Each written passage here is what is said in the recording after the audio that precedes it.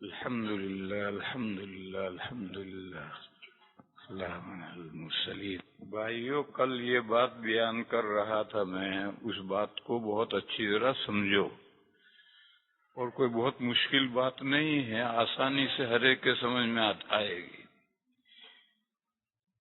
4 فقہ ہیں، حنفی، شافعی، مالکی، حنبلی، معتبر۔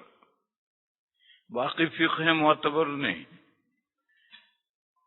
ظاہری غیر مقلدوں کی فقہ، سلفیوں کی فقہ، ظاہری جعفری شیعوں کی فقہ، زیدی یہ شیعوں کا ایک فرقہ ہے ان کی فقہ، یہ معتبر نہیں۔ آدمی کہے گا بھئی یہ لوگ بھی تو قرآن و حدیث میں سے سارے مسائل نکالتے ہیں، یہ بھی قرآن و حدیث میں سے معتبر نکالتے ہیں، پھر یہ معتبر یہ غیر معتبر ایسا کیوں؟ اس کو میں کل سمجھا رہا تھا کہ قرآن و حدیث میں سے مسائل نکالنے کے لیے کچھ اصول ہیں، پرنسپلز ہیں۔ اگر ان اصول میں اختلاف ہو جائے گا تو مسائل نکالنے میں اختلاف ہو جائے گا۔ اہل السنہ والجماعہ کا کیا اصول ہے؟ پہلے ہم اپنے اصول کو سمجھ لیں، ان کو بعد میں سمجھیں گے۔ ہمارا کیا اصول ہے؟ مسئلہ قرآن میں ہوگا، ظاہر نظر آ رہا ہے تو قرآن میں سے لو، اور اگر قرآن میں بظاہر نہیں ہے تو حدیثوں میں واضح طور پر آیا ہے تو حدیثوں میں سے لو۔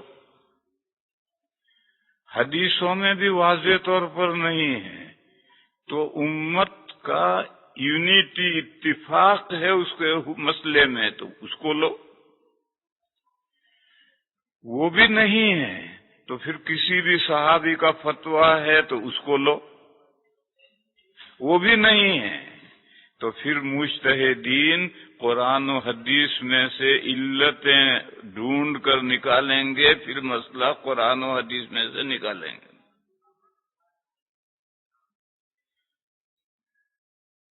مثال لو، قرآن کریم میں آیا ہے کہ رضائی ماں اور رضائی بہن حرام ہے، بس بچے نے جس عورت کا دودھ پیا وہ رضائی ماں ہے، اس بچے کے ساتھ کسی اور بچے نے بھی اسی عورت سے دودھ پیا تو یہ رضائی بہن ہے، اور رضائی ماں کی جو بیٹی ہے وہ بھی رضائی بہن ہے۔ تو قرآن میں صرف اتنا ہے کہ رضائی ماں اور رضائی بہن سے نکاح حرام ہے۔ حدیث نے کہا یحرم من الرضاعۃ ما یحرم من الولادۃ، جننا ایک دوسرے کو جننا، جیسے ماں نے بیٹا جنا، جننے سے جتنے رشتے حرام ہوتے ہیں وہ سارے دودھ پینے سے حرام ہوتے ہیں۔ جننے سے کتنے رشتے حرام ہوتے ہیں؟ 7 رشتے حرام ہوتے ہیں۔ وہ قرآن کریم کی اسی آیت میں اس سے اوپر ذکر کیا گیا ہے۔ تمہاری مائیں، تمہاری بیٹیاں،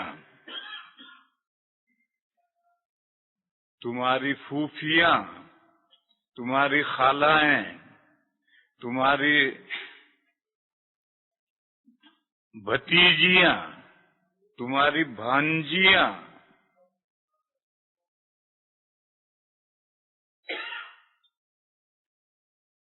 یہ سب رشتے حرام ہوتے ہیں۔ یہ سارے رشتے دودھ پینے سے بھی حرام ہوتے ہیں۔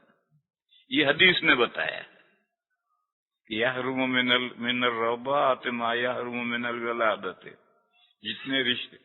اب اگر کوئی فرقہ اہل قرآن ہے تو وہ تو یہی مسئلہ بیان کرے گا کہ رضائی ماں سے نکاح نہیں ہو سکتا، رضائی بہن سے نہیں ہو سکتا، باقی سے ہو سکتا ہے، کیونکہ وہ تو صرف قرآن کو مانتا ہے، قرآن سے آگے حدیثوں کو مانتا ہی نہیں۔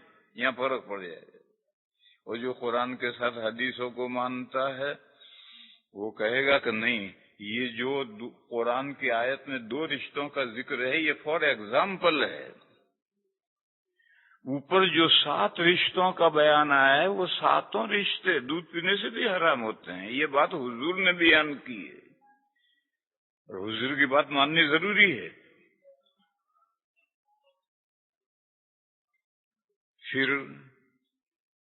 حدیث میں بات آئی ہے مگر وہ قانون اسلامی ہے یا کوئی مصلحت ہے.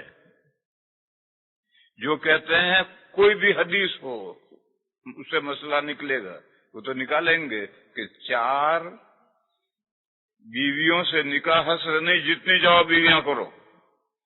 دلیل حضور کے نکاح میں ایک ساتھ 9 بیویاں جمع تھیں کہ خصوصیت ان کا خصوصیت کچھ نہیں، حدیث ہے. اور جو اہل سنہ ہیں وہ کہیں گے کہ یہ حضور کی خصوصیت تھی. دلیل یہ ہے کہ غیلان ثقفی ایک صحابی ہیں، ان کے نکاح میں 10 بیویاں تھیں اور وہ مسلمان ہوئے. ترمذی شریف میں روایت ہے غیلان ثقفی رضی اللہ عنہ کے نکاح میں 10 بیویاں تھی اور مسلمان ہوئے. جب مسلمان ہوئے تو حضور نے فرمایا کہ 10 میں سے کوئی بھی 4 رکھ لو، باقی 6 کو الگ کرو. اگر جتنی چاہو بیویاں ہو سکتی تھی تو 6 کیوں الگ کروائی، 4 ہی کو کیوں رکھوایا. ایک دوسری حدیث ہے، ایک صحابی ہیں ان کا نام ہے فیروز دیلمی، ان کے نکاح میں 8 بیویاں تھیں اور وہ مسلمان ہوئے. ان کو بھی حکم دیا 4 رکھو باقی 4 الگ کرو. یہ حدیثیں ہیں. معلوم ہوا کہ حضور کے نکاح میں تھے، وہ حضور کی خصوصیت تھی. یہ لوگ کیا کہیں گے یہ حدیث ضعیف ہے، یہ حدیثیں ضعیف ہیں. حدیثیں ضعیف ہیں اس کا مطلب ان کے نزدیک ہوتا ہے کہ یہ حدیثیں موضوع ہیں، گڑی ہوئی ہیں. یہ ان کا جو باوا البانی صاحب گزرے ہیں انہوں نے سب کا دماغ خراب کیا ہے کہ ھذا حدیث ضعیف یعنی ھذا حدیث موضوع. یہ البانی صاحب نے کارنامہ انجام دیا ہے، جن کو بہت بڑا مانتے ہیں، اللہ میاں کا چھوٹا بھائی مانتے ہیں. انہوں نے یہ کارنامہ انجام دیا ہے کہ تمام حدیث کی کتابوں میں سے جو ضعیف حدیثیں ہیں، جو صحیح کے ساتھ 1400 سال سے وہ ضعیف حدیثیں صحیح حدیثوں کے ساتھ کتابوں میں تھی، ان میں سے سب نکال کر کے موضوع کے ساتھ کر دی اور ایک ہی کتاب میں ضعیف اور موضوع کو اکٹھا کر دی.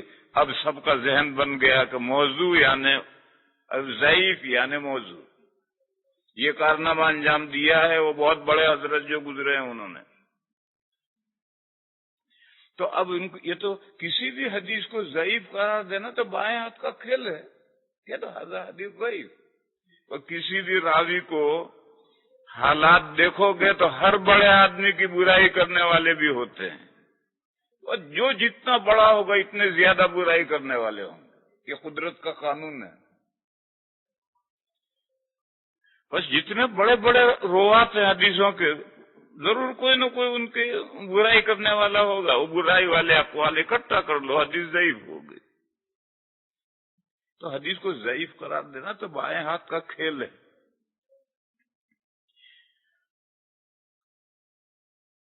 تو اب یہ فرقہ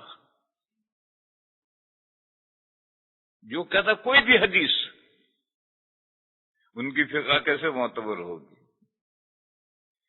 اور اہل السنہ والجماعہ ہم جو 4 ائمہ کے ماننے والے ہیں، ہم کہتے ہیں ہر حدیث نہیں، حدیثوں میں جو حدیث سنت ہے، اسلامی طریقہ ہے، سنت کے معنی اسلامی طریقہ وہی، اور باقی کو یہ کہیں گے کہ حضور کی خصوصیت تھی یا حضور نے وہ کام کیا ہے کسی مصلحت سے جیسے حضور نے زندگی میں ایک مرتبہ قوم کی کوڑی پر کھڑے ہو کر پیشاب کیا. کیوں کیا؟ دیکھو عرب میں زمین کچھ کم نہیں ہے، کوڑی پر جا کر کیوں پیشاب کیا کھڑے ہو کر؟ اس لیے کیا کہ اشارہ کیا کہ اگر ایسی گندی جگہ ہے اور بیٹھنے کی کوئی صورت نہیں ہے تو اس مجبوری میں کھڑے ہو کر پیشاب کر سکتے ہیں. بس یہ سنت نہیں، اسلامی طریقہ نہیں ہے، یہ تو خاص حالات میں ہے. میں سورت سے ایک مرتبہ گھر جا رہا تھا، پالنپور. احمد آباد میں سورت سے بس میں آیا تھا اور وہاں سے احمد آباد میں دوسری بس مجھے بدلنی تھی. اب ادھر سے بس میں سے آ کے اترا، بہت زور کا پیشاب لگ رہا اور دوسری بس پکڑنی ہے فوراً.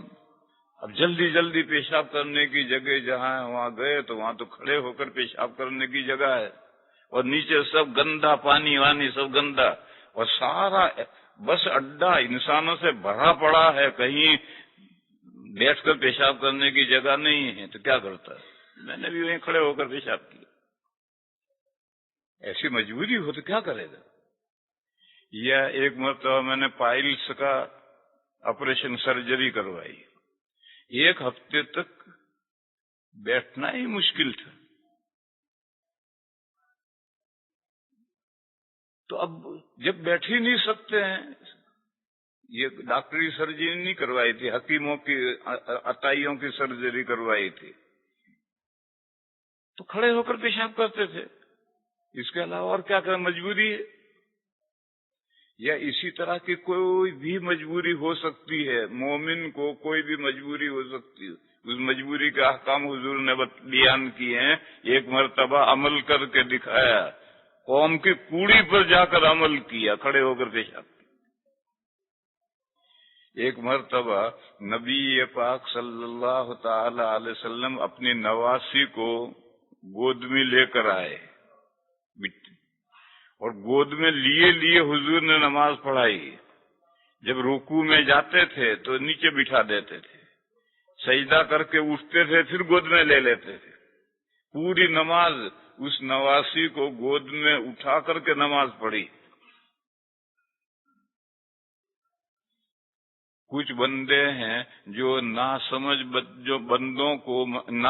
بچوں کو مسجد میں لے کر آ جاتے ہیں اور مسجد میں چھوڑ دیتے ہیں، اور بچے صفوں میں آگے دوڑتے پھرتے ہیں، سب کی نمازیں خراب کرتے ہیں. اور ان سے کچھ کہو، حضور بچی کو نواسی کو لے کر نماز پڑھائی تھی. ارے حضور نے تو نماز پڑھائی تھی کسی مسئلے کی وضاحت کے لیے. کبھی ایسا ہوتا ہے آدمی کسی ایسے علاقے میں ہے جہاں چور اچکے ہیں، آپ بچے کو بٹھا کر نماز پڑھائیں گے، بچے کو لے جائیں گے. یہ آپ کے ملک میں شاید نہ ہو، ہمارے ملک میں ہوتا ہے. اور ان بچوں کو اچکنے والے تو کم ہوتے ہیں، جوتے لے جانے والے بہت ہوتے ہیں.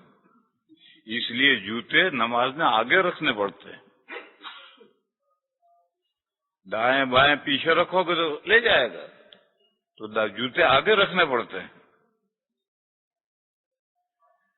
اب اگر نماز پڑھ رہے ہیں آگے بھی سے چور لے کر بھاگ سکتا ہے، جی بھاگے، تم نماز چھوڑ کے بھاگو. مسئلہ سمجھو. پرانے زمانے کے 4 آنے ہیں، آج کے 5 روپے کر لو. اگر 4 آنے کا نقصان ہو رہا ہو تو فرض نماز بھی توڑ سکتے ہیں. نفل نماز تو ہر عذر سے توڑ سکتے ہیں، لیکن فرض نماز بھی اگر 4 آنے کا نقصان ہو رہا ہو تو اس نقصان سے بچنے کے لیے نماز توڑ سکتے ہیں. لہذا جوتے لے کے جا رہا ہے 4 آنے میں تو 40 روپے جوتے ہیں، تو نماز توڑ کے پکڑو اسے. سردار جی جیسا مت کرو. ایک سردار جی ہوٹل میں بیٹھے بیٹھے چائے پی رہے تھے اور موبائل رکھا تھا. ایک آدمی آیا، موبائل اٹھا کر کے لے کر چل دیا. اب سردار جی چپ چاپ بیٹھے ہیں. لوگوں نے کہا سردار جی تمہارا موبائل لے کر وہ جا رہا ہے. کہنے لگے سالے کو جانے دو، چارجر ہمارے پاس ہے. لا حول ولا قوة۔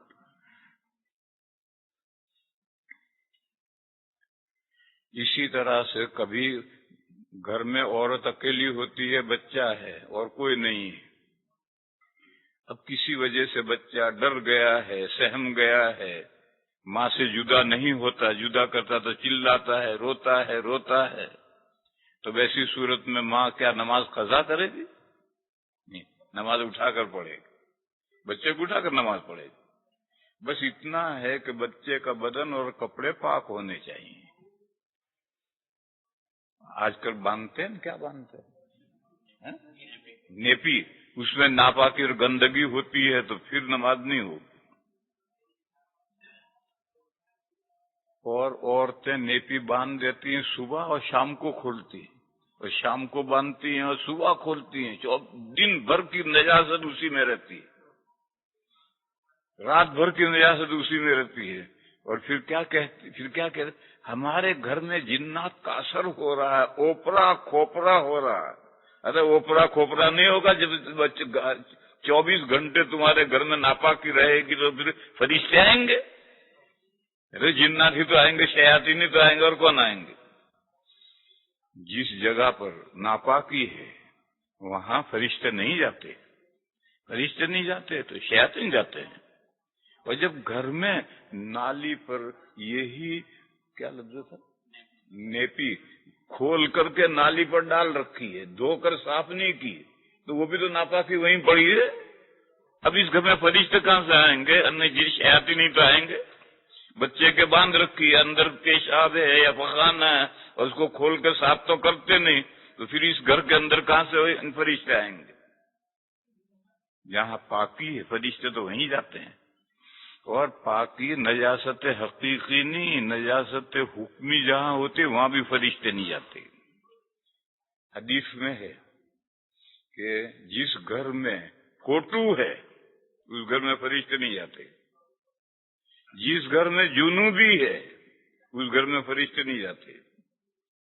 حدیث ہے کہ اگر آپ کے گھر میں فوٹو ہے، اگر فوٹو کہیں دبا پڑا ہے تو فرشتے آئیں گے، لیکن اوپن فوٹو پڑا ہے، اخبار ہے، اخبار میں فوٹو ہے اور اخبار کھلا پڑا نظر آ رہا فوٹو، اس گھر میں فرشتے نہیں آئیں گے۔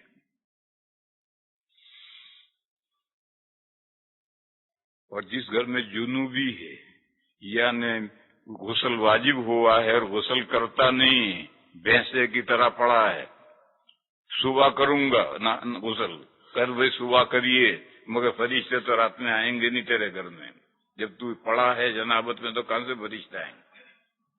یہ مضمون پنڈت کی پوتھی کا نہیں ہے، یہ تو حدیث شریف کا مضمون میں بیان کر رہا ہوں۔ حدیث شریف ہے کہ جس گھر میں فوٹو ہے، فوٹو لگا ہوا ہے دیوار پر، یہ اخبار میں کھلا پڑا ہے، واضح نظر آ رہا ہے، اور اگر کتاب کے اندر فوٹو ہے، روپے کے پاؤنڈ کے اندر فوٹو ہے، اخبار کے اندر فوٹو ہے، لیکن وہ اخبار بند ہے، تو پھر فرشتے آئیں گے۔ یہ بات حدیث میں نہیں ہے، یہ علماء نے بیان کی۔ اسی طریقے پر جس گھر میں جنوبی ہے، جنابت غسل واجب ہوا ہے، یہ حقیقی ناپاکی نہیں، یہ حکمی ناپاکی ہے، اس گھر میں بھی فرشتے نہیں آتے۔ تو جہاں حقیقی ناپاکی ہو وہاں کہاں سے فرشتے آئیں گے؟ نیپی گندی پڑی ہے، باندھ کر کھول کر کے ڈال دی ایک طرف، دوسری باندھ دی، اور یہ پڑی ہے پتہ نہیں کب دھوئیں گے، یہ تو حقیقی نجاست ہے۔ بہرحال بچے کے بدن پر ناپاکی نہ ہونی چاہیے، اور پھر بچے کو اٹھا کر پڑھو، نماز گود میں لے لو، پڑھو۔ تو ایسی مائیں جن کے لیے یہ پریشانی، ان کے لیے حضور نے مسئلہ بیان کیا ہے۔ ایسی جگہیں جہاں اچکے ہوں، بچے کو ڈر ہو بچے کو لے جائیں گے، وہاں کے لیے مسئلہ بیان کیا۔ ورنہ سوچو میرے بھائیو، حضور کے 9 گھر تھے، کیا ان 9 گھروں میں 10 منٹ کے لیے اس بچی کو کوئی رکھنے والا نہیں تھا جو حضور کو اٹھا کر لے کر آنا پڑا؟ اور یہ تو حضور کے 9 گھر تھے، سارا مدینہ شمع کے پروانے تھے، تو کیا مدینہ میں اس بچی کو 10 منٹ کے لیے رکھنے والا کوئی نہیں؟ بالقصد حضور بچی کو لے کر آئے ہیں تاکہ لوگوں کے لیے مسئلہ واضح ہو. بس یہ سب حدیثیں تو ہیں مگر عمل کرنے کے لیے نہیں ہے. یہ تو مجموعی حدیث ہیں. وہ تو ہر حدیث سے مسئلہ، ہر حدیث سے مسئلہ، ہر حدیث سے مسئلہ. ہم اہل السنہ والجماعہ ہیں، ہر حدیث سے مسئلہ نہیں نکالتے. وہ حدیثیں جو خاص حالات کے لیے مسائل ہیں ان کو خاص حالات کے لیے رکھتے ہیں، اور عام عمل کرنے کے لیے جو اسلامی طریقہ ہے وہ کیا ہے؟ ابن ماجہ میں حدیث ہے، جنبو صبیانکم مساجدکم، اپنے بچوں کو اپنے مسجدوں سے بچاؤ. یعنی 7 سال سے پہلے، 7 سال سے پہلے بچہ عام طور پر مسجد کی احترام، پاکی ناپاکی سمجھتا نہیں، جہاں کھڑا ہے وہیں پیشاب کر دے گا. تو فرمایا اپنے بچوں کو یا نہ سمجھ بچوں کو اپنے مسجدوں سے بچاؤ. مجانینکم، اور اپنے پاگلوں کو مسجدوں سے بچاؤ. پاگلوں کو اور بچوں کو. پاگل کو بیچارے کو کوئی ہوش نہیں، بچے کو بیچارے کو کوئی ہوش نہیں، ایسوں کو مسجد میں مت لاؤ. یہ ابن ماجہ میں حدیث ہے. اس حدیث کو نہیں لیں گے کہ ھذا حدیث ضعیف، اور جو ان کے مطلب کی ہے وہ حدیث لیں گے کہ حضور نے نواسی کو اٹھا کر کے نماز پڑھائی تھی. ہم اگر بچوں کو لے کر مسجد میں آتے ہیں تو کیا حرج ہے؟ اپنے مطلب کی حدیث لیں گے. دوسری حدیث ھذا حدیث ضعیف. تو میں مثال دے رہا تھا کہ اگر کوئی حکم قرآن میں نہیں ہے، حدیث میں ہے، تو وہ حدیث لینی پڑے گی. فرقہ اہل قرآن جو اس کو نہیں لیتا، وہ اس سے فقہ جو مرتب ہوگی وہ صحیح نہیں ہوگی. پھر ہر حدیث نہیں، سنت جو ہے اس سے مسائل لوگے تو وہ فقہ صحیح ہوگی. اور اگر ہر حدیث کو سامنے رکھ کر مسائل لوگے تو پھر تو جتنی چاہو بیویوں سے نکاح بھی جائز ہو جائے گا، اور بچوں کو اٹھا کر کے مسجدوں میں ہر آدمی بچے کو لے کر آئے گا. کہتے ہیں کہ بھئی یہ تو سلف ہی بچوں کو لے کر آتا ہے. ارے سلفیوں کو چھوڑو، تم بھی بچے کو لے کر آتے ہو. اتنا بچہ، کوئی آدمی بغیر بچے کے نماز پڑھنے آتا نہیں. دیکھو یہ بھی بچہ لیے بیٹھے، جیسے بچہ ساتھ لیے پھرتے ہیں، یہ موبائل ساتھ لیے پھرتے ہیں مسجد. ارے مسجد میں تو نماز پڑھنے جا رہا ہے یا موبائل بجائے گا؟ مسجد میں تو اعتکاف کرنے بیٹھا ہے یا کاروبار کرے گا؟ تو یہ کاروبار کرنا تو گھر بیٹھ. کس نے تو یہ مسجد میں بلایا ہے اعتکاف کرنے؟ اور اگر اعتکاف کرنے آیا ہے تو سارے دھندے گھر چھوڑ کر کے آ کر اللہ کے دروازے پر پڑھ. 10 دن پہ تو اپنا کاروبار نہیں چھوڑ سکتا، اللہ کے دروازے پر نہیں پڑھ سکتا. اسی طرح سے آدھا گھنٹہ آپ گھر سے مسجد آئے، نماز پڑھنے آئے، آپ موبائل گھر رکھ کر نہیں آ سکتے. یہاں بورڈ لگا رکھا بیچاروں نے کہ مسجد کا احترام کرو، موبائل آف کرو. اور آف کرنے کی ضرورت کیا ہے؟ لاتے کیوں موبائل مسجد میں؟ آدھا گھنٹہ موبائل کے بغیر نہیں رہ سکتے. گھر رکھ کر آؤ، کوئی کال آئے گا تو مس کال ہو جائے گا، گھر جا کر دیکھ لیجیے. میرے پاس بھی موبائل ہے مگر میرے کمرے میں پڑا ہے. میں اٹھاتا ہوں، میں پڑھانے چلا گیا وہ یہی پڑا ہے، میں نماز میں چلا گیا وہ یہی پڑا ہے. آنے کے بعد دیکھا کہ اس میں کوئی مس کال ہے تو اس سے دیکھ کر لیا، معلومات کر لی. مسجد میں موبائل لے کر جانے کا مطلب کیا ہے؟ سبق پڑھانے کے لیے موبائل لے کر جانے کا مطلب کیا ہے؟ تو میرے پاس بھی موبائل ہے، یہاں تو نہیں رکھتا میں، اپنے ملک میں میرے پاس بھی موبائل ہے، کوئی کمرے میں پڑا ہے. نہ سبق میں لے جاتا ہوں، نماز میں لے جاتا ہوں. آپ حضرات کاروباری ہیں، کاروبار کے نکلو، لے جاؤ، کاروبار کرو. لیکن مسجد میں موبائل لانے کا مطلب کیا ہے؟ کہ ہم اس میں قرآن ڈاؤن لوڈ کر رکھا ہے، اس کو پڑھنے کے لیے لاتے ہیں. ارے یہ سب قرآن نہیں رکھے، یہ نہیں پڑھ سکتے، اسے ڈاؤن لوڈ ہی کو پڑھنا پڑے گا. یہ بھی ایک شیطان کا دھوکہ ہے. وہاں نظام الدین میں مولانا سعد صاحب تو یہ کہتے ہیں کہ موبائل جو ڈاؤن لوڈ کر رکھا ہے موبائل میں قرآن اس میں پڑھنا ہی جائز نہیں. تو میں یہ تو نہیں کہتا، مگر یہ جو قرآن سارے رکھے ہیں یہ کیوں رکھے ہیں؟ ارے بھائی ان کو لے کر پڑھو. ڈاؤن لوڈ کرنے کا تو فائدہ کہاں ہے؟ آپ کہیں سفر میں جا رہے ہیں، بس میں گاڑی میں بیکار بیٹھے ہیں تو موبائل میں قرآن ہے نکال کر کے پڑھو.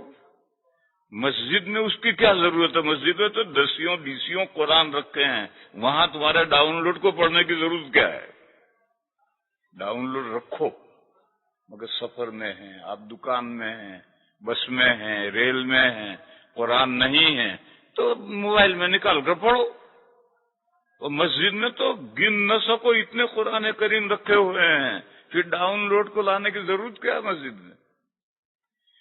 تو اب میں یہ کہہ رہا تھا کہ پہلے تو صرف یہ سلفی بچوں کو لاتے تھے، اور اب تو ہم سب بچہ لانے لگے ہیں. کوئی آدمی بغیر بچے کے مسجد میں آتا ہی نہیں. اس لیے میرے بھائیوں، جتنی دیر نماز پڑھو اتنی دیر تو موبائل کو گھر چھوڑ کر کے آؤ. لوگ کہتے ہیں نماز میں مزہ نہیں آتا، تو میں کہتا ہوں کہاں سے مزہ آئے گا؟ تو گھر میں ٹی وی دیکھتا دیکھتا اٹھ کر مسجد میں نماز پڑھنے آیا تو کھوپڑی میں تو وہ عورتیں گھسی ہوئی ہیں جو نیوز سنا رہی تھی، تیری خالہ جو نیوز سنا رہی تھی وہ دماغ میں تو گھسی ہوئی ہے. اور اب تو نماز پڑھنے آ کر مسجد میں کھڑا ہوا تو کہاں سے مزہ آئے گا تجھے نماز میں؟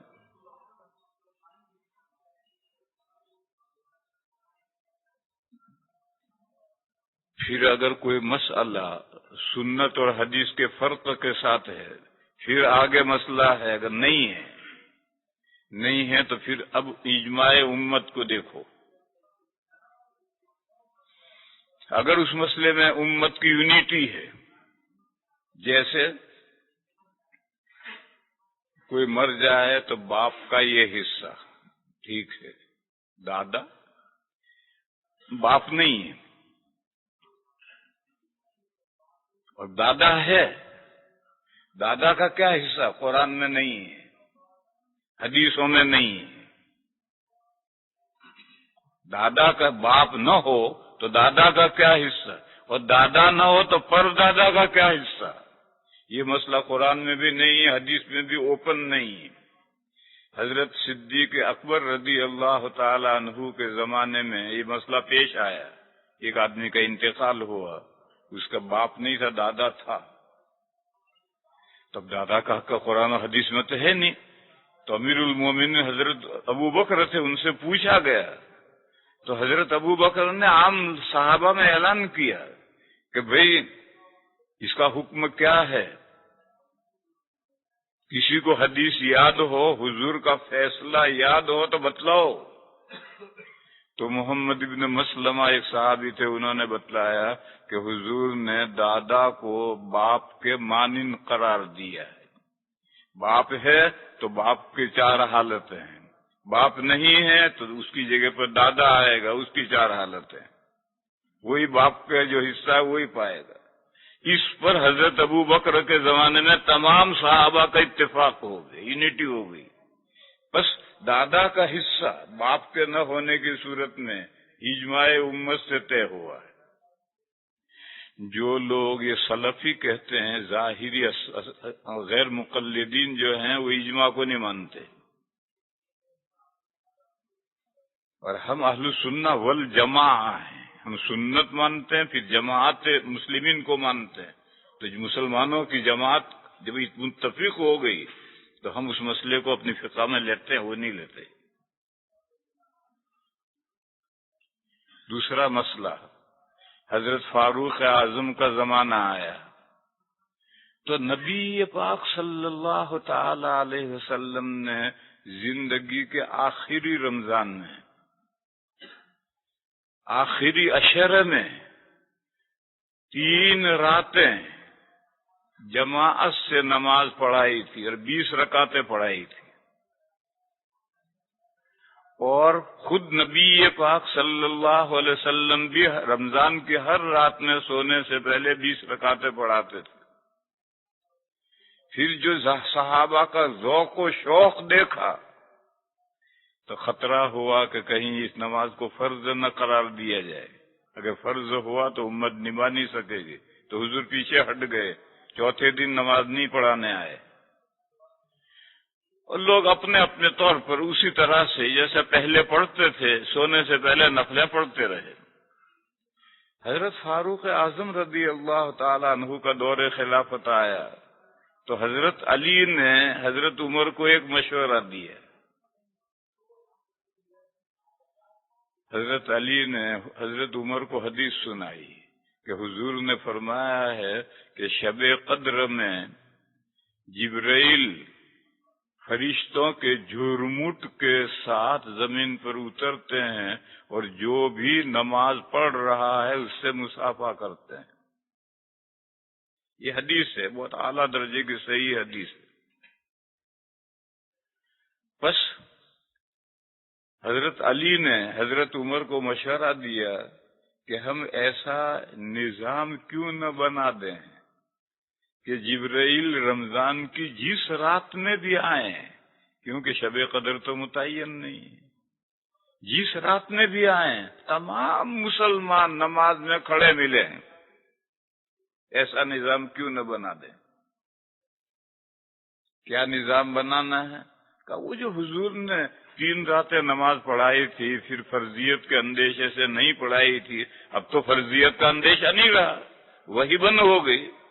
لہذا وہ نماز جماعت سے کیوں نہ شروع کی جائے، تاکہ جس رات بھی جبرائیل اتریں گے مسلمان تراویح پڑھتے ہوئے ملیں گے، ان سے مصافحہ کریں گے. تو حضرت عمر کے سمجھ میں یہ مشورہ آ گیا. یہ مشورہ حضرت علی نے دیا ہے، حضرت عمر کی سمجھ میں یہ مشورہ آیا ہے.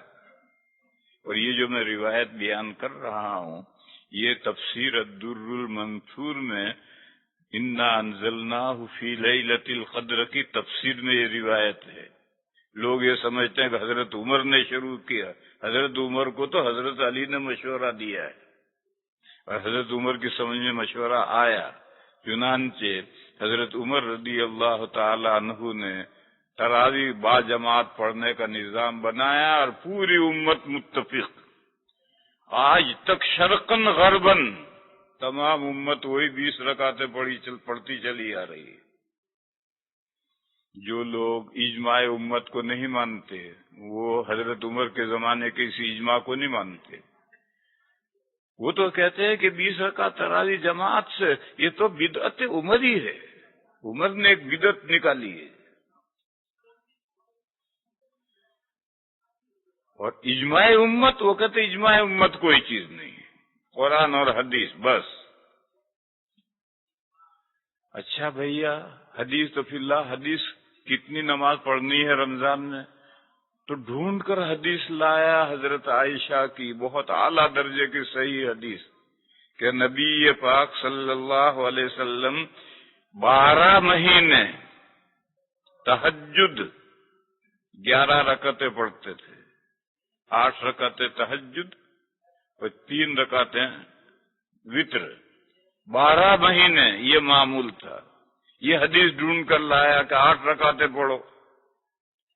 ان سے کہا بھیا یہ تو تہجد کی روایت ہے، یہ تو تراویح کی نہیں ہے. اگر اس روایت پر عمل کرنا ہے تو پھر 12 مہینے پڑھو. 12 مہینے جماعت سے 8 رکعتیں پڑھو تو ہم سمجھیں تم اہل حدیث ہو، حدیث پر تم عمل کر رہے ہو. اور اگر 11 مہینے تمہیں یہ حدیث یاد نہیں رہتی، رمضان میں یہ حدیث یاد آتی ہے تو میٹھا میٹھا ہپ ہپ کڑوا کڑوا تھو تھو.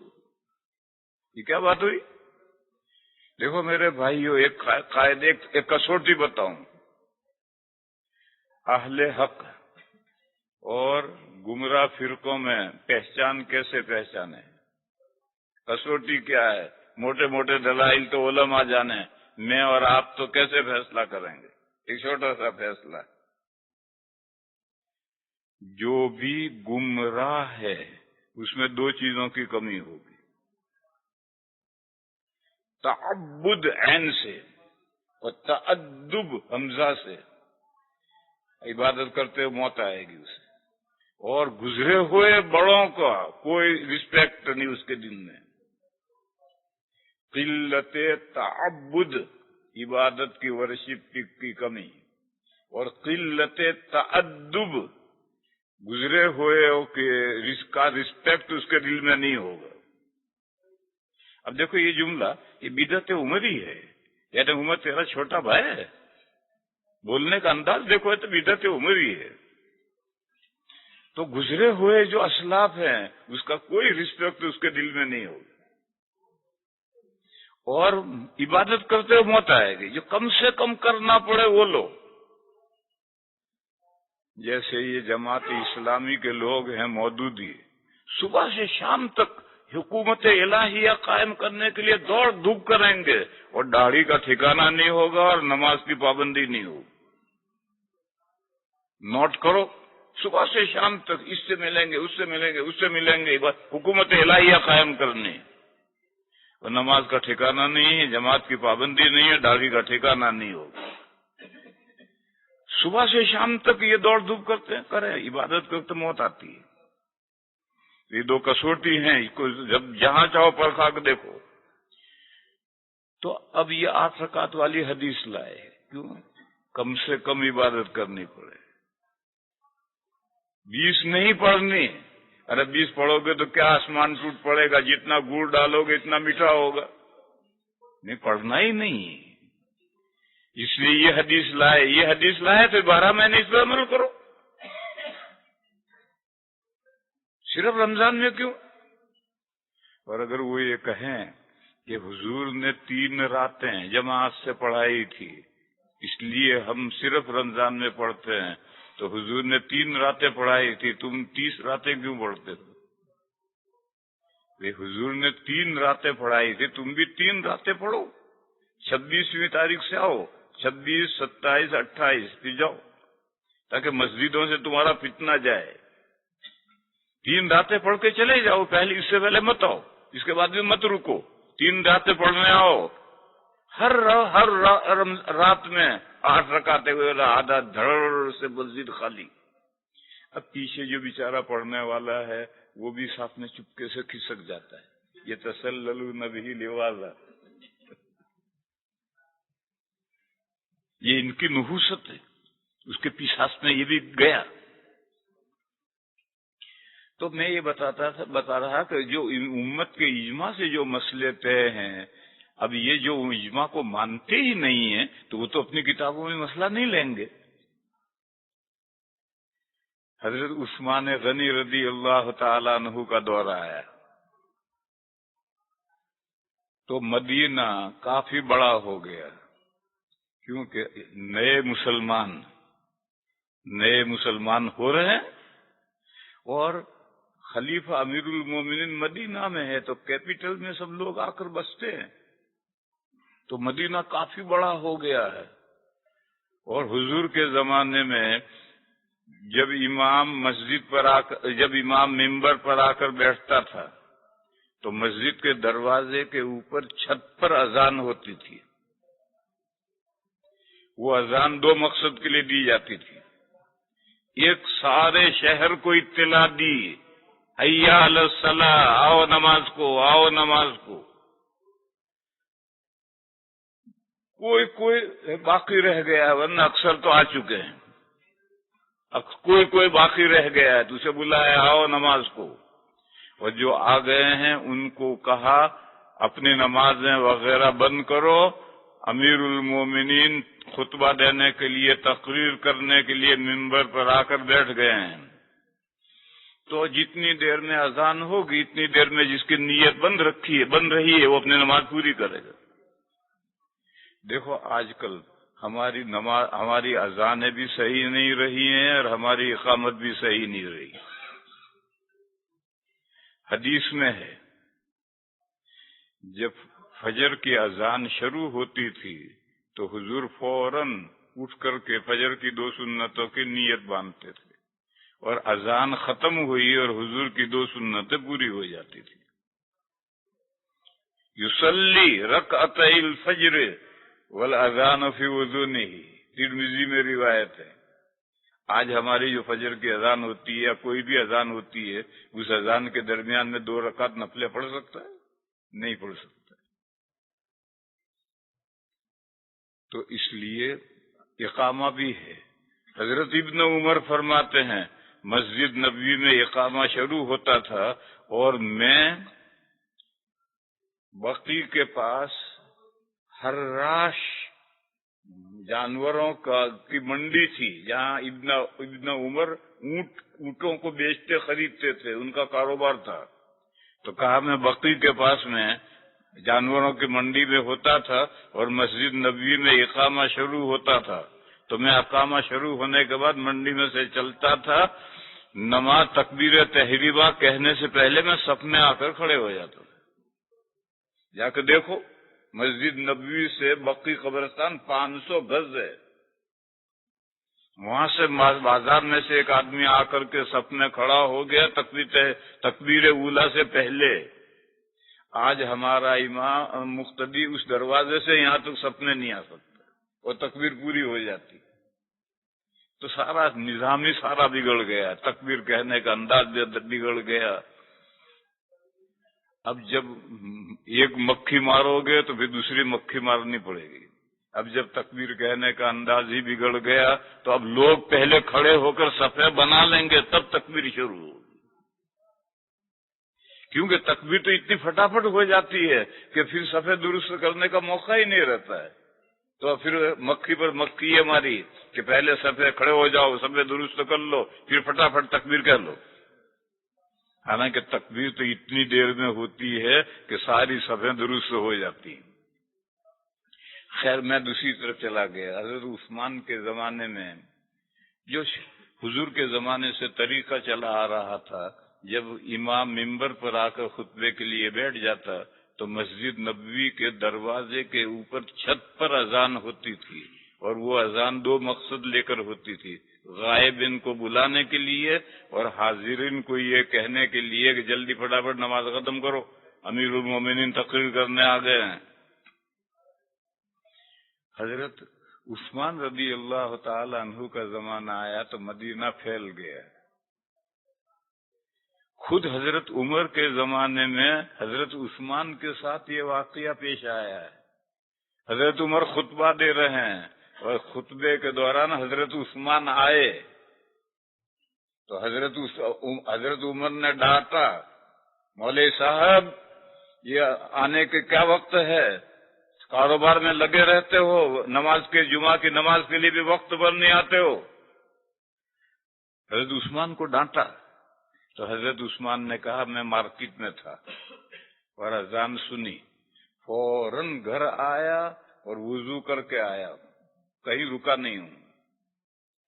تو حضرت عمر نے کہا اچھا صرف وضو کر کے آئے ہو، تمہیں معلوم ہے حضور نے جمعہ کے دن نہا کر آنے کو حکم دیا۔ بیٹھ گئے۔ تو حضرت عثمان کے ساتھ یہ واقعہ پیش آ چکا ہے کہ بازار میں تھے اور اذان شروع ہوئی، فوراً چلے گھر سے وضو کر کے آئے تو بھی آدھا خطبہ ہو گیا۔ اور حضرت عثمان کا جب زمانہ آیا تب تو پھر اور مدینہ پھیل گیا۔ تو پھر حضرت عمر نے صحابہ سے مشورہ کیا کہ حضور کے زمانے سے ایک اذان جو 2 مقصد کے لیے دی جاتی تھی، ان 2 مقصدوں کو الگ کر کے 2 اذانیں کر دی جائے، کوئی نئی اذان نہیں۔ حضور کے زمانے سے ایک اذان 2 مقصد کے لیے، ان 2 مقصدوں کو الگ کرو اور ہر مقصد کے لیے اذان الگ ہے۔ سب نے کہا بھی ٹھیک ہے، اس میں تو کوئی خاص تبدیلی نہیں ہے۔ تو وہ پہلی اذان جو دروازے پر ہوتی تھی اس کو اور اونچا کر دیا، زورا نام کی کوئی بلڈنگ تھی یا کوئی چٹان تھی، اس پر مؤذن چڑھ کر اذان دیتا تھا تو سارے مدینہ میں آواز پہنچتی تھی۔ پھر اس کے اذان کے 10-15 منٹ کے بعد میں حضرت عثمان تشریف لاتے تھے، تو اب دوسری اذان مسجد میں حضرت عثمان کے سامنے ہوتی تھی، کیونکہ اب دروازے پر دینے کی ضرورت نہیں رہی، پورے مدینہ کو اطلاع دینے کی اذان تو الگ ہو گئی اور وہ تو زہرا پر دی گئی۔ اب تو دوسرے مقصد کے لیے اذان دینی ہے، مسجد میں جو آئے ہیں ان کو اطلاع دینی ہے کہ خطبہ سننے کے لیے تیار ہو جاؤ، تو اب وہ مسجد کے اندر لے لی۔ اور کتابوں میں ایک لفظ لکھا ہے بین یدی الامام، یہ دوسری اذان امام کے سامنے دی جائے۔ اب وہ امام کے سامنے گجراتیوں کے یہاں امام کے منہ میں دی جاتی ہے، یہ سب گجراتیوں کے ہے۔ اگر تھوک نکلا اتفاق سے تو امام کے منہ پر ہی گرے گا۔ ارے امام کے سامنے کا یہ مطلب تھوڑی۔ دیوبند میں اب تو لاؤڈ اسپیکر آ گیا، لیکن جب لاؤڈ اسپیکر نہیں تھا تب کی آپ نے دیوبند میں پڑھا؟ دیوبند کی جامع مسجد ہے، اس جامع مسجد کا ایک کورڈ ایریا ہے جس میں کم سے کم 12-15 صفیں ہوتی ہیں، پھر زنا اتر کر اتنا ہی بڑا صحن ہے۔ تو جب امام ممبر پر آ کر بیٹھتا تھا تو یہ کورڈ ایریا کا جو آخری صف ہے وہاں کھڑا ہو کر مؤذن اذان دیتا تھا، تو اندر 10-12 صفوں کو بھی آواز پہنچتی تھی اور پیچھے صحن بھی اتنا ہی بڑا ہے، سب کو آواز پہنچتی تھی۔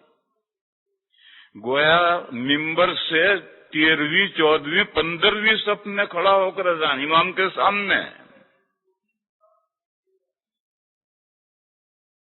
یہ دیوبند میں مولانا نے اس زمانے کے پڑھے ہوئے ہیں۔ اب لاؤڈ اسپیکر آ گیا تو اب پہلی صف میں کھڑا ہوتا، امام کے منہ میں نہیں گھستا۔ دیوبند میں اذان دینے والا امام کے منہ میں نہیں گھستا، اپنا الگ لاؤڈ اسپیکر لگا کر پہلی صف میں کھڑا ہو کر اذان دیتا ہے، کیونکہ اب دور کھڑا رہنے کی کوئی مصلحت نہیں۔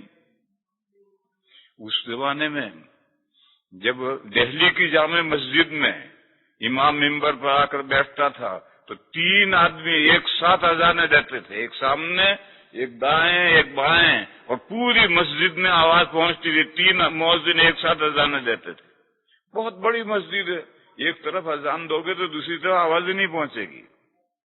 اور یہ جو مسجد میں 2 میناریں بنانے کا دستور ہے، وہ ایک مؤذن اس پر چڑھے گا، دوسرا مؤذن اس پر چڑھے گا، اور دونوں ساتھ اذان دیں گے۔ اس نے کہا اللہ اکبر اللہ اکبر، وہ خاموش ہوا تب یہ بولے گا، یہ خاموش ہوگا تو اگلا یہ بولے گا۔ یہ مسجدوں میں جو 2 میناروں کا رواج ہے وہ بھی اسی لیے ہے، 2 مؤذن ایک ساتھ اذان دیتے تھے، اس کی اذان ادھر آواز سنائی دے گی، اس کی ادھر سنائی دے گی۔ مگر اب لاؤڈ اسپیکر آ گیا تو اب کوئی ضرورت نہیں رہی۔ بہرحال اب یہ دوسری اذان امام کے سامنے دینی ہے، یعنی مسجد میں دینی ہے۔ اب مسجد کی چھت پر جو دینے کا طریقہ تھا اس کی ضرورت نہیں رہی۔ اور کتابوں میں لفظ ہے بین یدی الخطیب، خطیب کے سامنے، اس کے منہ میں گھس کر نہیں۔ اس لیے کم سے کم پہلی صف میں کھڑے رہو، دوسری میں کھڑے رہو، اور اس کا لاؤڈ اسپیکر الگ ہو۔ اور اگر اس کا لاؤڈ اسپیکر الگ نہیں ہے تو پھر قریب بھی کھڑا رہے تو بھی کوئی حرج نہیں۔ امام کا جو لاؤڈ اسپیکر ہے وہی لاؤڈ اسپیکر ہے، دوسرا نہیں ہے تو پھر قریب بھی کھڑا رہے۔ مگر ایسا لازم سمجھ لیا گیا ہے کہ جب تک اس کے منہ سے منہ نہیں لگاؤ گے تو بھی اذان کی سنت ادا نہیں ہوگی۔ بہرحال حضرت عثمان کے زمانے میں یہ طے ہوا کہ حضور کے زمانے سے جو اذان، ایک اذان 2 مقصدوں کے لیے دی جاتی تھی، وہ 2 مقصد الگ الگ کر کے 2 اذانیں دی جائیں۔ اس وقت سے لے کر آج تک ساری دنیا میں اسی پر عمل چلا آ رہا ہے۔ جو لوگ اجماع امت کو نہیں مانتے، یہ غیر مقلدین، کیا کہتے، یہ بدعت عثمانی ہے۔ عثمان تو ان کے چھوٹے بھائی ہیں، بدعت عثمانی ہے۔ تو میں یہ مضمون سمجھا رہا ہوں کہ اگر پرنسپل کو اگر نہیں مانو گے تو فقہ ہی مختلف مرتب ہوگی۔ پھر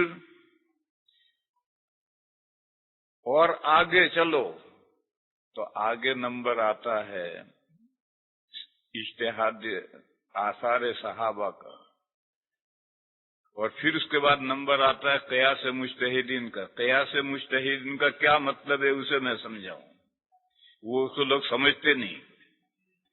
قیاس مجتہدین کا مطلب یہ ہے کہ قرآن و حدیث میں جو کچھ آیا ہے اس کے ظاہر کو لیا جائے گا یا اس کے ڈیپ میں جا کر علت نکال کر کے حکم کو آگے بڑھایا جائے گا. قیاس مجتہدین کا یہ مطلب ہے. یہ جو اصحاب ظواہر ہیں وہ کہتے ہیں جو کچھ حدیث میں آیا ہے اور بظاہر جو کچھ ہے بس وہی، اس سے آگے کچھ نہیں. جیسے حدیث میں فرمایا کہ کھانے کی 4 چیزیں، چھوہارے، گیہوں، جو اور نمک، اور کرنسی سونا اور چاندی. ان میں اگر تم ہم جنس کے ساتھ بیچو تو کمی بیشی اور ادھار دونوں سود ہیں، اور اگر ہم جنس کے ساتھ نہ بیچو تو کمی بیشی جائز ہے، ادھار سود ہے. یہ اصحاب ظواہر کہتے ہیں سود صرف ان 6 چیزوں میں، اس کے علاوہ کسی چیز میں کوئی سود نہیں. جس طرح چاہو بیچو، چاہے ادھار بیچو، چاہے کیش بیچو، چاہے چنے کے بدل کم و بیش بیچو. حدیث میں چنے کا کوئی ذکر نہیں، جو کا اور گیہوں کا ذکر ہے.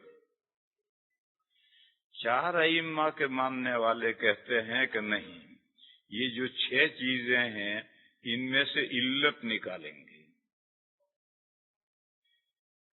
حنفیہ نے اور حنابلہ نے علت نکالی کہ پیمانے میں بھرنے کی جو چیزیں ہیں، گیہوں، جو، نمک، چھوہارے، یہ حضور کے زمانے میں پیمانے میں بھرے جاتے تھے. یا ترازو میں تولنے کی چیزیں، سونا اور چاندی. دنیا کی کوئی چیز ہو اگر پیمانوں میں ناپ کر بیچی جاتی ہے یا ترازو میں تول کر بیچی جاتی ہے تو ان میں سود متحقق ہوگا. اگر ہم جنس کے ساتھ بیچو تو برابر سرابر بیچنا ضروری ہے. چاول، چنا، کیلا. کہاں کیلا؟ آپ کے یہاں، ہمارے یہاں نہیں. ہمارے یہاں کیلا گن کر بیچا جاتا ہے، آپ کے یہاں تول کر بیچا جاتا ہے. اخروٹ ہمارے یہاں، کشمیر میں نہیں. کشمیر میں اخروٹ جو ہے گن کر بیچے جاتے ہیں، ہمارے یہاں تول کر بیچے جاتے ہیں. تو جو چیزیں پیمانوں میں بھر کر بیچی جاتی ہیں، تول کر بیچی جاتی ہیں، ایسی سب چیزوں میں سونا، چاندی، لوہا، تانبا، پیتل سب تول کر بکتے ہیں. ان سب میں سود ہے. وہ کہتے ہیں نہیں، 6 چیزوں میں سود ہے اور کسی چیز میں سود نہیں. اب یہ 4 ائمہ کے ماننے والے کہتے ہیں کہ نہیں، بے شمار چیزوں میں سود ہے. جتنی تولنے کی چیزیں ہیں، جتنی ناپنے کی چیزیں، سب میں سود ہے. میں تو یہ سمجھا رہا ہوں کہ پرنسپل جب الگ ہو جائیں گے تو جو قرآن و حدیث میں سے فقہ نکلے گی وہ الگ الگ نکلے گی. اصحاب ظواہر کے یہاں یہ 6 چیزوں والی حدیث ہے، اسی سے وہ فقہ نکالیں گے کہ 6 چیزوں میں سود ہے، اس کے علاوہ سود نہیں ہے. اور یہ 4 ائمہ کے ماننے والے کہتے ہیں کہ یہ تو خوراک حضور کے زمانے میں یہی 4 تھی، چھوہارے، جو، گیہوں اور نمک. یہی چھوہارے تھے وہاں کی معیشت میں، اور کرنسی سونا چاندی تھی. بس آج کرنسی آ گئی نوٹ. اب یہ نہ تولنے کی ہے نہ کرنے کی ہے، مگر اس میں بھی سود ہے، کیونکہ وہ اس وقت کی کرنسی سونا چاندی تھی. وہ سونا چاندی ختم ہو، دوسری کرنسی آ گئی. دنیا میں 4 ہی چیزیں نہیں کھائی جاتی اور بہت سے غلے کھائے جاتے ہیں. چنا کھایا جاتا ہے، جوار، باجرہ، چاول. اور یہ حضور نے اپنے زمانے کے مدینہ کے ماحول کو دیکھ کر 6 چیزیں بیان کی تھی. فار ایگزامپل ہے، بس اس میں سے علت نکالو اور بے شمار چیزوں میں سود متحقق ہوگا. تو میرے بھائیوں، میں تو سمجھا یہ رہا تھا کہ اصول جب مختلف ہو جائیں تو فقہ مختلف ہو جاتی. بس اگر اصول کھرے ہیں تو نکلی ہوئی فقہ بھی رائٹ ہے، اور اگر اصول ہی رانگ ہیں تو جو اس میں سے نکلی ہے فقہ وہ کہاں سے صحیح ہوگی. پھر شیعہ تو وہ ہیں جن کا پہلے سے اختلاف ہے. ہم کہتے ہیں یہ قرآن زبر زیر کی کمی کے بغیر محفوظ ہے، اللہ کے یہاں سے آیا ہوا قرآن ہے۔ وہ کہتے ہیں نہیں، یہ تو اس میں سے 1/4 غائب ہے، اور 12ویں امام وہ چوتھائی 10 پارے لے کر سر من رآ ایک شہر ہے جو کسی نے نہیں دیکھا، وہاں ایک پہاڑ ہے، اس پہاڑ کی غار میں 12ویں امام جو 1.25 سال کے تھے تو قرآن کے 10 پارے لے کر بیٹھ گئے یہاں، اور وہاں زندہ ہیں، اور وہاں سے دنیا میں جو آیت اللہ ہوتا ہے اس کے ساتھ ٹیلی فون سے رابطہ رہتا ہے۔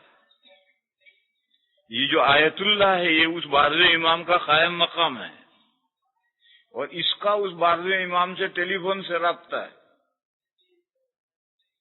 پھر وہاں سے ہدایت آتی ہے، اور یہ آیت اللہ دنیا میں احکام لوگوں کو سناتا ہے۔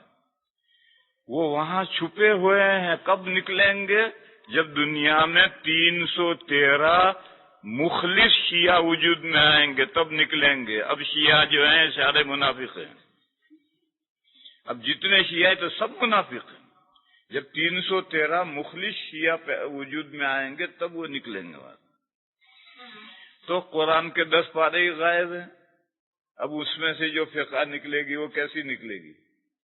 پھر حدیث کا نمبر آیا تو وہ کہتے ہیں ہماری حدیث الگ ہے، تمہاری حدیث الگ ہے، تو ان کو حدیثیں انہوں نے الگ کر لی، تو اب اس میں سے جو فقہ ان کی فقہ جعفری نکلے گی وہ کیسے رائٹ اور صحیح ہوگی؟ تو میں یہ سمجھا رہا ہوں کہ جب قرآن و حدیث سے سب فقہیں نکل رہی ہیں تو یہ اختلاف کیوں ہے کہ 4 فقہ معتبر باقی غیر معتبر؟ اس نقطے کو سمجھا رہا ہوں کہ فقہ قرآن و حدیث میں سے نکالنے کے جو اصول ہیں وہ مختلف ہیں، اور مختلف ہے تو فقہ مختلف نکلے گی۔ خیر یہ بات تو کل والی تھی جو میں نے پوری کی، اب آگے ایک نئی بات سمجھانی ہے۔ جو عشاء کے تراویح کے بعد جو مجلس ہوتی ہے اس مجلس میں ایک شخص نے سوال بھیجا تھا، مگر میں اس مجلس میں اس کو پورا سمجھا نہیں سکا تھا کیونکہ تھوڑا وقت تھا، پورا مسئلہ نہیں سمجھا سکتا تھا۔ وہ مسئلہ 3 مسئلے اس نے پوچھے ہیں، وہ تینوں میں سے پہلا مسئلہ میں چھیڑ رہا ہوں۔ اپنے اور پرائے اعتراض کرتے ہیں کہ اسلام میں گناہوں کی، جرائم کی، کرائم کی سزائیں بہت سخت ہیں۔ اپنے اور پرائے، اپنے سے مراد ایجوکیٹڈ، سیاسی، پولیٹیکل، جتنے پولیٹیکل ہیں، جتنے سیاسی ہیں، جتنے انگریزی پڑھے ہوئے ہیں وہ بھی اعتراض کرتے ہیں کہ اسلام میں سزائیں بہت سخت ہیں، اور اغیار تو کرتے ہی ہیں۔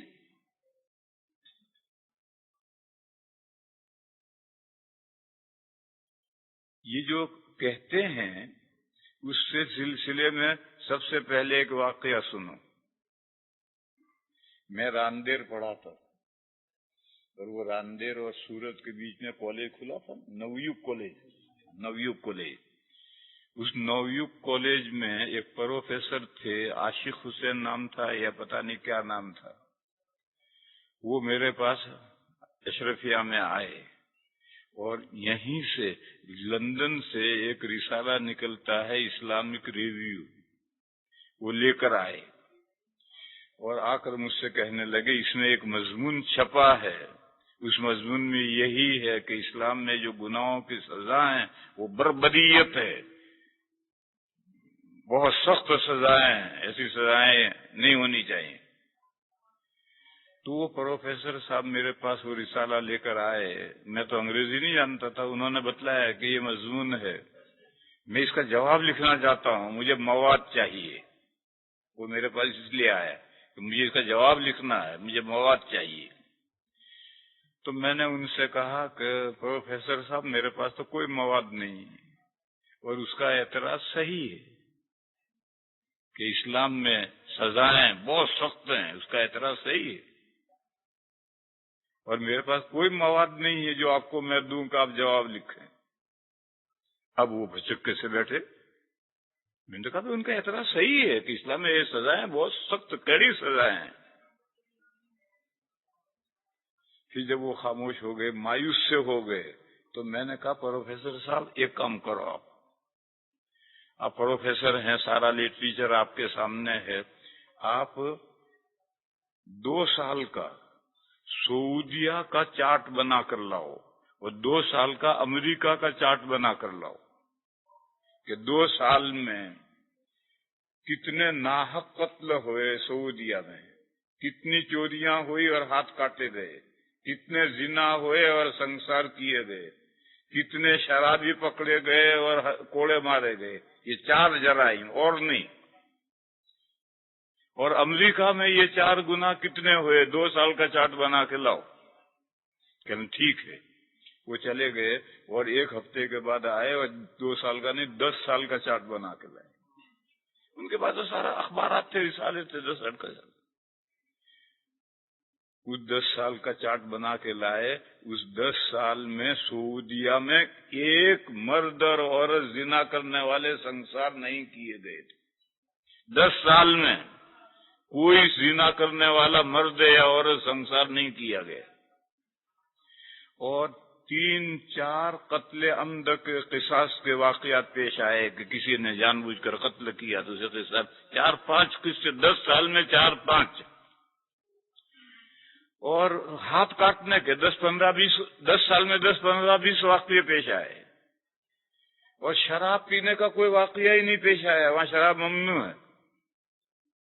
اور امریکہ کا چارٹ لائے تو ہر 4 منٹ پر ایک قتل ہوتا ہے، ہر 4 منٹ پر ایک قتل ہے. اور ہر منٹ میں 4 زنا ہوتے ہیں. زنا بالجبر، مرضی سے جو ہوتے وہ تو الگ ہیں. زنا بالجبر 1 منٹ میں 4 مرتبہ زنا ہوتا ہے. اور چوری کا تو کوئی حساب ہی نہیں ہے. وہ شراب کے تو پب کھلے پڑے ہیں. یہ سب 10 سال کا چارٹ بنا کر لائے.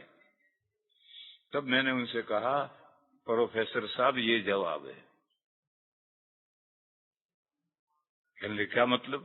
میں نے کہا دیکھو سعودیہ میں یہ جرائم کیوں گھٹ گئے ہیں، سخت سزا کا ہوا ہے، وہ گناہ نہیں ہونے دیتا. اور امریکہ میں اتنے کیوں گناہ ہیں؟ ہلکی سی معمولی سزا ہے، وہ بھی پولیس کے ساتھ مل جا کر کے الٹا سیدھا کر کے چھوٹ جاؤ. کورٹ میں گئے، ثبوت نہیں ملا تو قتل ختم ہو گیا. ارے بھائی ملک میں ایک آدمی مارا گیا ہے، کہا ثبوت نہیں ملا لہذا کوئی قتل نہیں، چھٹی. عجیب و غریب بات ہے. تو میں نے پروفیسر صاحب کو سمجھایا کہ جرائم کے ہوا سزا سے بہتر ہے. وہاں سزائیں ہیں امریکہ میں، ہلکی پھلکی سزائیں ہیں اور اسے بھی بچنے کے راستے ہیں. اسلام میں کوئی راستہ نہیں، ان 4 سزاؤں سے بچنے کا کوئی راستہ نہیں. یہ تو پکڑا گیا تو ضرور سزائیں دی جائیں گی، لیکن پکڑا گیا تب.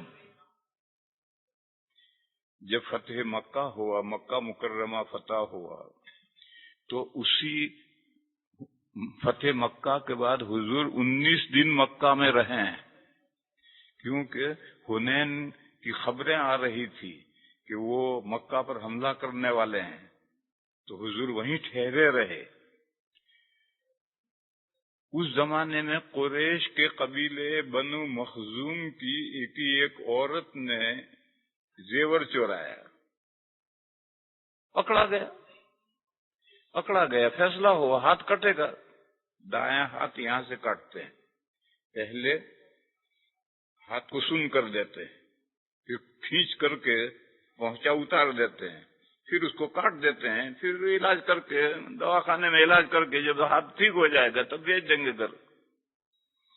تو فیصلہ ہوا کہ ہاتھ کاٹا جائے گا.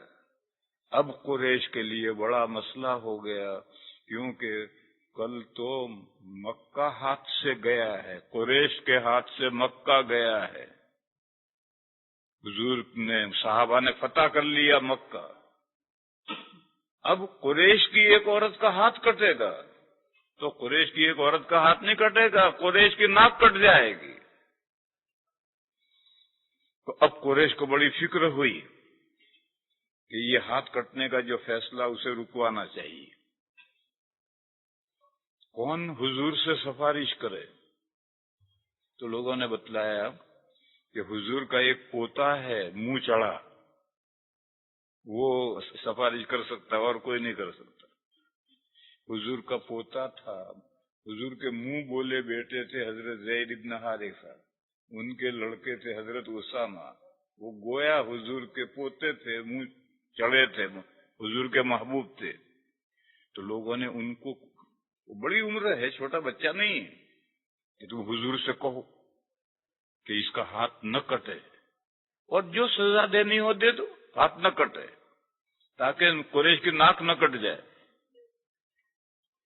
انہوں نے یہ بات ذکر کی حضور سے، وہ حضور کو غصہ آ گیا اور یہ فرمایا کہ تشفع فی حد من حدود اللہ، جو 4 سزائیں اللہ نے مقرر کی ہیں اس میں تو سفارش کرتا ہے. پھر حضور نے پبلک تقریر کی اور فرمایا کہ گزشتہ امتیں اسی لیے تباہ ہوئی کہ ان میں معزز چوری کرتا چھوڑ دیا جاتا، غریب چوری کرتا تو سزا دی جاتی ہے. فرمایا خدا کی قسم اگر میری بیٹی فاطمہ چوری کرتی تو اس کے بھی ہاتھ کاٹتا. اس وقت حضرت فاطمہ ایک ہی بیٹی حیات تھی، باقی بیٹیاں اللہ کو پیاری ہو چکی تھی. گویا اولاد میں صرف ایک بیٹی ہے. حضور نے فرمایا میری بیٹی فاطمہ اگر چوری کرتی اس کا بھی ہاتھ کاٹتا ہے. تو لوگ لرز گئے، اب کس کی ہمت ہے کہ جو کہے. ان سب کی سزائیں قرآن و حدیث میں مقرر نہیں کی گئی. جج بیٹھا ہے، جج جو سزا مناسب سمجھے وہ دے. جج کے لیے گائیڈ لائن بھی فقہ میں دی ہے، اور آج کل پارلیمنٹ گائیڈ لائن دیتی ہے، باقی شریعت نے دخل نہیں دیا ہے. پارلیمنٹ گائیڈ لائن دے، فقہ میں گائیڈ لائن ہے. جج اس کو دیکھ کر کے جو مناسب کم یا زیادہ سزا دینا چاہے دے گا. 4 سزاؤں میں کسی کو دخل دینے کا حق نہیں، وہ اللہ نے مقرر کر دی. جب وہ جرم ثابت ہو جائے گا تو لا محالہ ہی سزائیں ہوں گی. وہ 4 سزائیں کیا ہیں؟ زنا، کسی پر زنا کی تہمت لگاؤ، چوری اور شراب پینے کی 4 سزائیں. اب یہ جو دنیا شور مچاتی ہے، غیر شور مچاتے ہیں تو غیر ہیں، لیکن اپنے بھی شور مچاتے ہیں. پاکستان میں، بنگلہ دیش میں یہ جو ایجوکیٹڈ ہیں، یہی جو پارلیمنٹرین ہیں، یہی شور مچاتے ہیں اسلامی سزائیں بہت سخت ہیں، اسلامی سزائیں بہت سخت ہیں. کیوں شور مچاتے ہیں؟ ان 4 گناہوں میں وہی مبتلا ہے. چوریاں تو اتنی بڑی بڑی کرتے ہیں کہ سارا ملک مل کر کے وہ کرپشن نہیں کرتا، ایسی چوریاں گپلے کرتے ہیں. شراب وہ پیتے ہیں، ان کی محفلیں شراب کے بغیر ہوتی نہیں ہیں. اور جب شراب پیے گا تو زنا ضرور کرے گا. شراب اور زنا میں تو چولی دامن کا ساتھ ہے. شراب جو پیتا ہے وہ زنا نہ کرے ایسا ہو ہی نہیں سکتا. وہ جو زنا کرے گا وہ زنا کا الزام بھی لگائے گا. تو یہ جتنے ایجوکیٹڈ ہیں، یہ جتنے سیاسی پولیٹیکل ہیں، وہ ان 4 گناہوں میں مبتلا ہیں. تو سوچتے ہیں کہ اگر ہم نے تائید کی کہ اسلامی سزائیں جاری ہوں تو سب سے پہلے ہماری منڈی پکڑ کر توڑ دیں گے. لو، اس لیے اپنے تو مخالفت کرتے ہیں. اور غیر کیوں کرتے ہیں؟ غیروں کو تو اسلام کو بدنام کرنے کا پوائنٹ چاہیے، وہ ان کو پوائنٹ مل گیا، وہ تو اس لیے کرتے ہیں. اور اپنے مخالفت کیوں کرتے ہیں؟ ان 4 گناہ میں وہی مبتلا ہے. تو سمجھنے کا، یاد رکھنے کا نقطہ صرف یہ ہے کہ صرف 4 سزائیں اللہ کی طرف سے مقرر حد ہیں، اس کے علاوہ ساری سزائیں جج کے اختیار میں ہیں. اور قرآن و حدیث میں کوئی گائیڈ لائن بھی نہیں ہے، فقہا نے اور پارلیمنٹ گائیڈ لائن دیتی ہے. پھر اس کے بعد سمجھنے کی بات یہ ہے کہ یہ جو 4 سزائیں ہیں، ان 4 میں سب سے زیادہ سخت سزا تو شادی شدہ زنا کرے تو اس کو سنسار کیا جاتا ہے، یہ سزا سب سے سخت ہے۔ کنوارا اگر کرے زنا تو کوڑے 100 مارے جاتے ہیں، 100 کوڑے مارے جانا یہ کوئی سخت سزا نہیں ہے۔ جو کوڑے مارے جاتے ہیں یہ کوئی سخت سزا نہیں ہے۔ کوڑے تو ایسا ہے جیسے کہ چھڑی سے مدرسے میں استاد طالب علم کی پٹائی کرتا ہے، 10 چھڑیاں ماری، 15 چھڑیاں ماری، اسی طرح کا یہ کوڑا ہوتا ہے۔ اور کوڑا مارنے سے کوئی مر نہیں جاتا، اور کوڑا مارا جاتا پیٹھ پر، پیروں میں، رانوں میں، چہرے پر، سینے پر، پیٹ پر نہیں۔ اور پیٹھ میں اللہ تعالیٰ نے یہ طاقت رکھی ہے کہ ساری 10 من کی بوری اٹھا لیتی ہے پیٹھ، تو یہ کوڑا کیوں نہیں کھائے گی؟ بہرحال جو سنسار کرنے کی سزا ہے، شادی شدہ ہیں دونوں تو سنسار کرنے کی جو سزا ہے وہ سخت معلوم ہوتی ہے، کوڑے کی سزا تو سخت نہیں۔ اور زنا کی تہمت لگائی تو ثابت کرو 4 گواہوں سے، نہیں کر سکے ثابت تو 80 کوڑے لگائیں گے تہمت لگانے کے، وہ بھی کوڑے ہیں، وہ بھی سخت نہیں۔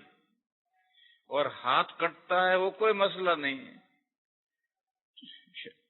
تو یہ زنا کی سزا میں 80 کوڑے لگتے ہیں، اور شراب پیا تو بھی 80 کوڑے لگتے ہیں، تو کوڑے تو کوئی مسئلہ سخت نہیں ہے۔ یہ جو سنسار کرنا یہ سخت سزا ہے۔ اب سمجھو میرے بھائیو، یہ 4 گناہ بہت سخت ہیں، مگر اس کے لیے شرائط بھی بہت سخت ہیں، ان کا ثبوت بھی مشکل ہے۔ میں نے کہا تھا کہ سعودیہ میں 10 سال میں ایک واقعہ بھی سنسار کرنے کا پیش نہیں آیا تھا، تو کیا حقیقت میں ایسا زنا نہیں ہوا ہوگا، مگر اس کا ثبوت کہاں سے لائیں گے؟ کیونکہ ثبوت 4 گواہ چاہیے، اور وہ بھی مرد چاہیے، عورت نہیں چلے گی گواہ، 4 گواہ چاہیے، اور 4 گواہ بھی دیندار چاہیے، ڈر منڈے نہیں چلیں گے، بیڑی پیتے ہوئے نہیں چلیں گے، دیندار گواہ چاہیے، عادل، اور وہ زنا ہوتے ہوئے چاروں ایک ساتھ دیکھیں کہ جیسے سلائی سرما ڈانی میں ڈالتے ہیں اس طرح سے جاتے نکلتے دیکھیں۔ کہاں سے ایسے گواہ لاؤ گے؟ کہیں زنا کہیں روڈ پر تھوڑے ہوتا ہے، گھروں میں ہوتا ہے، گھروں میں عورت کی گواہی نہیں چلے گی۔ 4 مرد لاؤ، کہاں سے 4 مرد گھروں کے اندر اویلیبل ہوں گے؟ اور 4 ایک ساتھ چاروں گواہ زنا دیکھیں، جیسے سرما دانی میں سلائی جاتی ہے نکلتی ہے، ایسا دیکھیں، تب ثبوت ہوگا اور تب سنسار کیا جائے گا۔ یہ تو جوئے شیر لانے کے مرادف ہے، دودھ کی نہر لانا جتنا مشکل ہے اتنا زنا ثابت کرنا مشکل ہے۔ پھر اسلامی سوسائٹی میں کوئی مرد بے نکاح نہیں رہنا چاہیے، کوئی عورت بے نکاح نہیں رہنی چاہیے۔ یہ جو ہمارے معاشرے میں 20-30 سال کی لڑکیاں ہیں ابھی تک نکاح نہیں ہوا، 35 سال کا لڑکا ہے ابھی نکاح نہیں ہوا، یہ غلط۔ حدیث میں ہے کہ اگر لڑکی کسی گناہ میں مبتلا ہوئی تو باپ پکڑا جائے گا، لڑکا کسی گناہ میں مبتلا ہوا تو باپ پکڑا جائے گا۔ لڑکا جب نکاح کے قابل ہوا تو باپ کی ذمہ داری ہے اسے فوراً نکاح کرو، لڑکی نکاح کے قابل ہوئی فوراً نکاح کرو۔ تو اسلامی سوسائٹی میں بے نکاح تو کوئی ہے ہی نہیں، جب بے نکاح کوئی ہے ہی نہیں تو اب زنا کہاں ہوگا؟ کوئی کنوارا ہے اس میں زنا ہو سکتا ہے، شادی شدہ کیوں زنا کرے گا؟ اور کنواروں میں کنوارا لڑکا کنواری لڑکی وہاں اگر زنا کا ہے تو کوڑے لگائیں گے، سنسار نہیں کیا جائے گا۔ اور سنسار تو شادی شدہ کو کیا جائے گا، تو شادی شدہ میں اولن تو زنا ہوگا ہی نہیں، ہر مرد کی بیوی ہے اور ہر عورت کا شوہر ہے، کیوں زنا کریں گے؟ جس معاشرے میں برائیاں ہیں، شراب چل رہی ہے، یہ ہو رہا برائیاں، تو وہاں تو سب کچھ ہو سکتا ہے، بڑی عمر کے لوگ بھی کرتے ہیں، لیکن صالح نیک متقی پرہیزگاروں کا معاشرہ ہے تو بڑی عمر جس کے پاس بیوی ہے، جس کے پاس شوہر ہے، زنا کیوں وجود میں آئے گا؟ ہاں جو کنوارے ہیں وہاں غلطی ہو سکتی ہے، تو وہاں تو کوڑے پڑیں گے سنسار نے کی۔ اسی لیے سعودیہ کے 10 سال کے چارٹ میں ایک بھی سنساری کا واقعہ نہیں تھا۔ تو یہ سزائیں بہت سخت ہیں، تو اس کا ثبوت بھی بہت سخت ہے۔ بس یہ سزائیں صرف ہوا ہیں، ان کو جاری کرنے کا وقت موقع بہت کم آتا ہے۔ اچھا آپ تشریف لے آئے، ماشاء اللہ۔ وآخر دعوانا ان الحمد للہ رب العالمین۔